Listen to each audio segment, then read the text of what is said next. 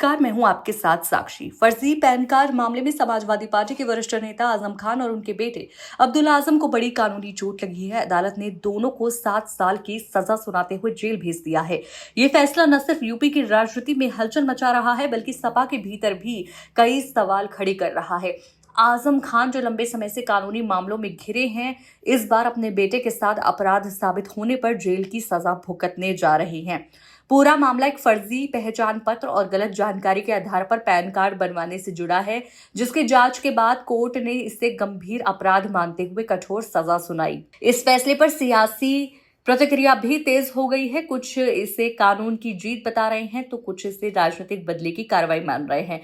देखें ये वीडियो। माननीय विशेष न्यायालय MP MLA court magistrate trial Shri Shobhit Bansal ji की न्यायालय से अब्दुल्ला आजम और उनके पिता मोहम्मद आजम खां के खिलाफ 2 पैन कार्ड के मामले में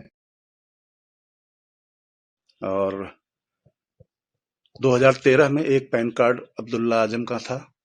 फिर पिता से साठगांठ कर इन्होंने फर्जी डॉक्यूमेंट के आधार पर दूसरा एक पैन कार्ड 2015 में बनवाया था और उस पैन कार्ड का प्रयोग नामांकन पत्र में भी, जो 2017 की विधानसभा में नामांकन भरते समय पासबुक, स्टेट बैंक के पासबुक पर ओवर राइटिंग करके और दूसरा पैन कार्ड भर दिया था। उसी मामले की सुनवाई के बाद आज दोनों को दोषी पाते हुए सजा सुनाई गई और धारा 420, 467, 468, 471 आईपीसी और 120 भी आपराधिक षड्यंत्र।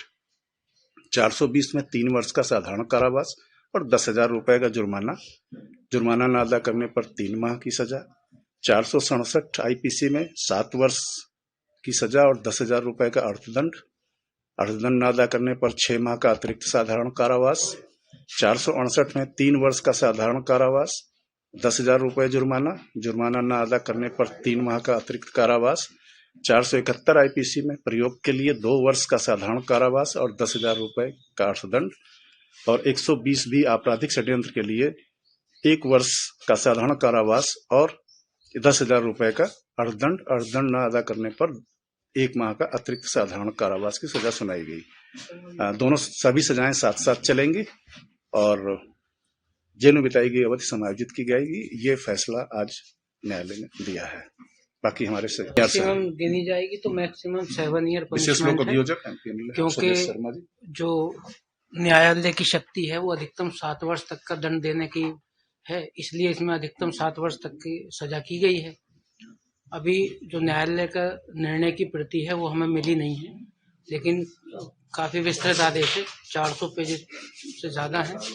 उसकी हम समीक्षा करेंगे और हम देखेंगे अगर सजा बढ़ाए जाने के लिए हमें अपील किए जाने की आवश्यकता होगी तो हम अपील जो है इसमें करेंगे, सजा बढ़ाई जाए स्टेट की तरफ से। दोनों जेल जाएंगे? हाँ, जेल जाएंगे। कन्विक्शन वारंट बन गया है दोनों। फर्जी पैन कार्ड मामले में आजम खान और अब्दुल्ला आजम को 7 साल की सजा ने सियासत में नई बहस छेड़ दी है। एक तरफ विपक्ष इसे सत्ता का दुरुपयोग बता रहा है, जबकि दूसरी तरफ सत्ता पक्ष का दावा है कि ये कानून का सख्त और निष्पक्ष कदम है।